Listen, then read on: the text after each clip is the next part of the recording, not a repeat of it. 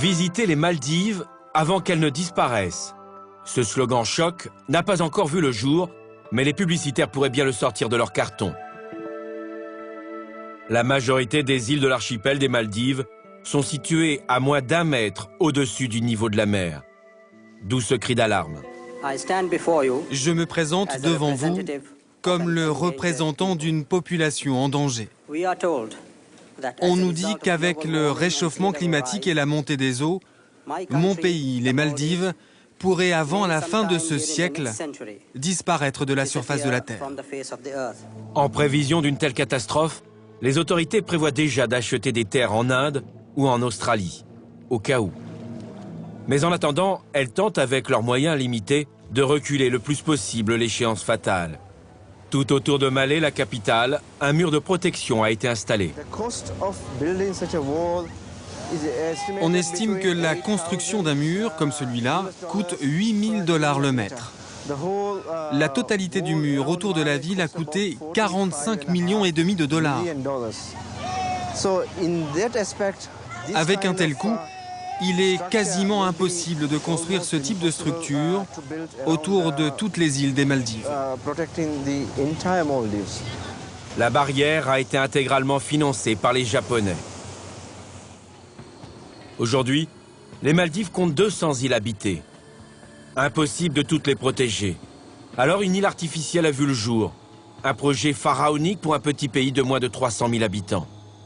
Elle est située juste en face de Malé, la capitale surpeuplée. C'est Ahmed Souhaï, le directeur adjoint d'Ulu Malé, qui nous sert de guide. En 2004, les premières personnes sont venues habiter ici. Nous avons alors créé un hôpital de 50 lits, 48 commerces et une école.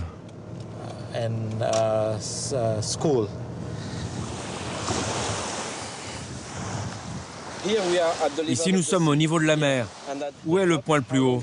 Le point le plus haut, même si vous ne le remarquez pas, il y a une réelle différence de 2 mètres entre le haut de l'île et le bas de la plage.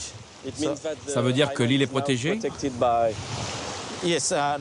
Oui, maintenant nous avons une protection de 2 mètres. Nous l'avons créée de manière artificielle. Et comme vous pouvez le voir, désormais il y a du sable qui arrive naturellement. Les gens peuvent profiter de cette plage.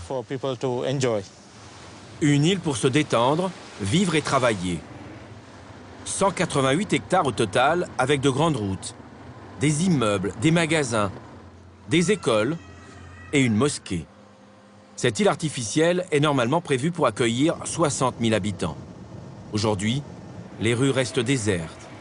À peine 5 000 personnes ont accepté de s'installer ici. Mais pour quelles raisons les candidats sont-ils si peu nombreux? Nous sommes allés sur l'une des îles les plus menacées de l'archipel. En interrogeant ses habitants, on comprend mieux que tout déménagement vers une île plus sûre est illusoire. Je ne veux pas y aller. Mundu, c'est mon île, notre île. Je lui dois le respect. Mais ce n'est pas une île sûre.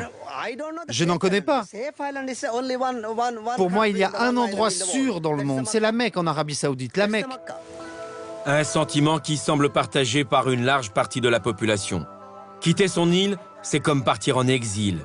C'est tout abandonner, sa maison, sa terre, son histoire et même ses ancêtres.